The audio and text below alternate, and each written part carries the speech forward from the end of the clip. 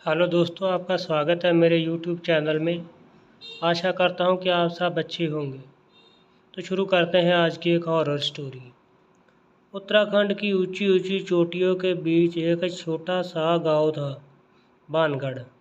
यह गांव बाहर से जितना शांत और सुंदर दिखाई देता था, अंदर से उतना ही डर और रहस्यों से भरा हुआ था। दिन में यह गांव किसी स्वर्ग से कम नहीं लगता।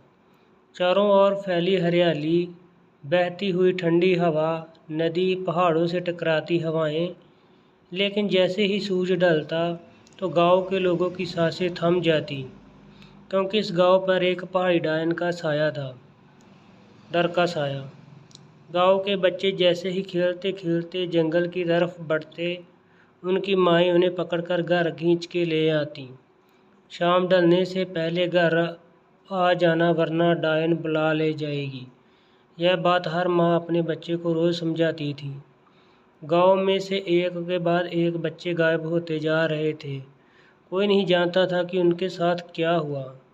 बस इतना पता था कि जिन बच्चों को आखिरी बार देखा गया था, वो पहाड़ी की ढलान की तरफ जा रहे थे और फिर कभी नहीं लौटे।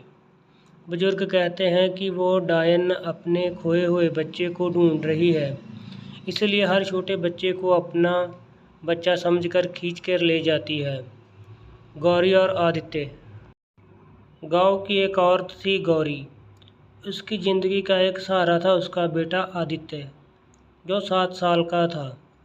आदित्य बहुत ही शरारती और जिज्ञासु बच्चा था। उसका मन हमेशा पहाड़ों और जंगलों में घूमने के लिए करता था। गौरी हमेशा उसे डांट कर रोक देती थी। यदि शाम होते ही बाहर मत निकलना, सुना नहीं तूने, डायन बच्चों को पकड़ लेती है और बच्चों को मन यहाँ मानता नहीं है। आदित्य कभी कभी कहता, माँ, डायन कोई सच में नहीं होती, ये सब तुम्हारी कहानी है मुझे डराने के लिए। गौरी उसे गले लगाकर कहती, बेटा, जो दिखाई नहीं देता वही सबसे खतरनाक होता है। आधी रात का खिंचाव। एक रात अचानक गौरी की नींद खुली। उसने देखा कि आदित्य बिस्तर से उठा और धीरे धीरे दरवाजे की ओर बढ़ रहा था। उसकी आंखें आधी आधी बंद थीं, चेहरा बिल्कुल विभावहीन था। गौरी घबरा गई। आदि, कहाँ जा रहे हैं बेटा?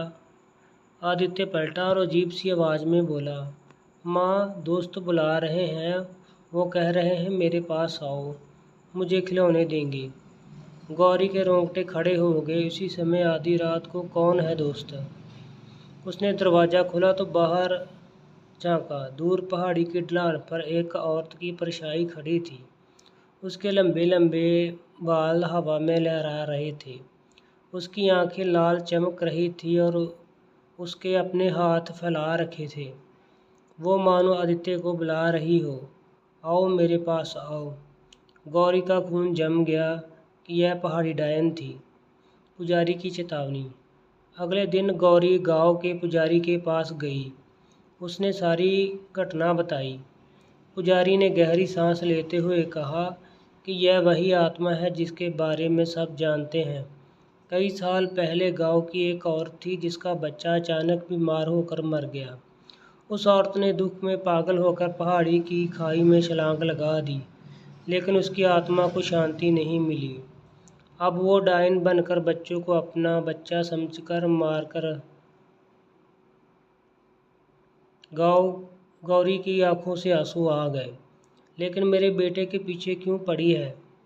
पुजारी बोला, डायन अपनी पसंद के बच्चे को चुन लेती है। अब आदित्य उसके जाल में फंस चुका है। उसे बचाने के लिए तुम्हें बहुत हिम्मत दिखानी होगी। बदलता हुआ आदित्य। दिन बीत गए। आदित्य का बर्ताव अजीब हो गया। वह कभी कभी अकेले कमरे में बैठकर किसी से बातें करता, कभी खिड़की के बाहर देखता और मुस्कुराता रहता था। गौरी ने कई बार सुना था कि आदित्य कह रहा है, हाँ मैं आऊँगा, हाँ मैं तुम्हारे साथ ज़रूर खेलूँगा। गौरी को साफ समझ में आ गया था कि डायन उसकी आत्मा से बात कर रहा है। जंगल का रहस्य। एक शाम आदित्य अचानक गायब हो गया। गौरी पागल होकर उसे ढूंढने लगी। जब वह पहाड़ी की ढलान तक पहुंची तो उसने देखा कि आदित्य चट्टान के किनारे खड़ा था और सामने वही औरत डायन अपने लंबे बालों के साथ हवा में झूल रही थी। उसकी आंखें आदित्य पर जमी थी। गौरी खींचते हुए दौड़ी और अपने बेटे को पकड़ लिया। डायन ने भयानक चीख मारी। पूरी घाटी उसकी आवाज़ से गूंज उठी। उसने हवा में हाथ हिलाए और अचानक गायब हो गई। लेकिन गौरी जानती थी कि यह शुरुआत है, असली हमला तो अभी बाकी है। गौरी जान चुकी थी कि डायन अब उसके बच्चे आदित्य पर नजरें गड़ा दी है। वो अब हर रात उसके पास आती रही थी। गांव वाले भी डर के साए में जी रहे थे, लेकिन गौरी ने ठान लिया था कि चाहे कुछ भी हो जाए वह अपने बेटे को डायन से बचाएगी। अजीब बदलाव। आदित्य का बर्ताव अब और डरावना होने लगा था। वो रात को नींद में उठकर खिड़की पर खड़ा रहता। कई बार उसकी आंखें लाल सी चमकती। गौरी घबरा जाती और उसे जोर से गले लगा लेती। एक दिन आदित्य अचानक चीख पड़ा, माँ मुझे जाने दो, वो बुला रही है, मैं उसका बेटा हूँ। गौरी रोते हुए बोली, नहीं बेटा, तू मेरा है, तू सिर्फ मेरा बेटा है। लेकिन तभी हवा में तेज ससराहट हुई। दरवाजे अपने आप खुल गया और बाहर वही डायन खड़ी थी। उसके चेहरे पर एक भयानक मुस्कान थी। गांव वालों की मदद। गौरी तुरंत आदित्य की गोद में लेकर पुजारी के पास भागी। पुजारी ने मंत्र पढ़कर पवित्र राख गौरी को दी और कहा, उसे इस बेटे के माथे पर लगाना। यह राख पहाड़ी देवी की मंदिर की है, लेकिन ध्यान रखना कि डायन इतनी आसानी से हार नहीं मानेगी। उसका बदला अधूरा है। गांव के लोग भी इकट्ठा हो गए। उसकी आंखों में डर था, लेकिन सब मानते थे कि अगर इस बार डायन को नहीं रोका गया तो पूरे गांव खतरे में पड़ सकता है। डायन का हमला। अगली रात आसमान काले बादल छा गए। हवा भयानक शोर करने लगी। अचानक आदित्य चीखता हुआ घर से बाहर भाग गया। गौरी उसके पीछे दौड़ी, लेकिन आदित्य जैसे किसी अदृश्य ताकत से खींचता हुआ पहाड़ की ओर बढ़ रहा था। अब गौरी पहुंची। उसने देखा कि पहाड़ की चोटी पर डायन खड़ी थी। उसके बाल बिखरे और चारों तरफ फैले हुए थे। उसकी चीख पूरा जंगल कांप रहा था। डायन बोली कि आदि मेरा है, मुझे इसे कोई छीन नहीं सकता। गौरी चिल्लाई, नहीं, वो मेरा बेटा है। तूने जितने बच्चों को लिया है सबकी आत्माएं तूने कैद कर ली हैं, लेकिन अब और नहीं। अंतिम टकराव। पुजारी और गांव वाले भी वहां पहुंच गए। उन्होंने मंत्रोच्चारण शुरू कर दिया। ढोल नगाड़ों की आवाज़ों के बीच डायन पागल होकर चिल्लाने लगी। गौरी के पवित्र राख आदित्य के माथे पर लगाई। आदित्य अचानक बेहोश होकर गिर पड़ा। डायन दर्द से तड़प रही थी। उसने हवा में लंबे बाल फैलाए और गौरी पर हमला कर दिया, लेकिन गौरी ने राख का एक मुट्ठा सीधा डायन के चेहरे पर फेंक दिया। डायन की चीख इतनी भयानक थी, पहाड़ी की चोटी से हिलने लगी। उसकी लाल आंखें बुझ जाने लगी और उसका शरीर धुएं के बदलने लगा। डायन का अंत।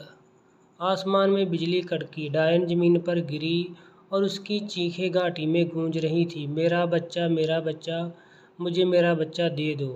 और फिर उसका पूरा अस्तित्व राख में बदलकर हवा में उड़ गया। आसमान साफ हो गया, हवाएं थम गईं। गांव वाले चुपचाप खड़े रह गए थे।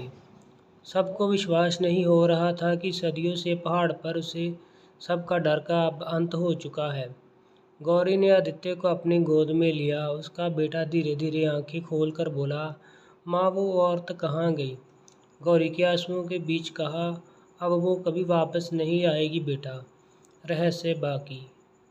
गांव में फिर कभी कोई बच्चा गायब नहीं हुआ। लोग मानते हैं कि पहाड़ी डायन का अंत हो चुका है, लेकिन आज भी जब कोई रात को उस पहाड़ी पर जाता है तो हवा के साथ कभी कभी एक औरत की धीमी आवाज़ ज़रूर सुनाई देती है, मेरा बच्चा मुझे दे दो।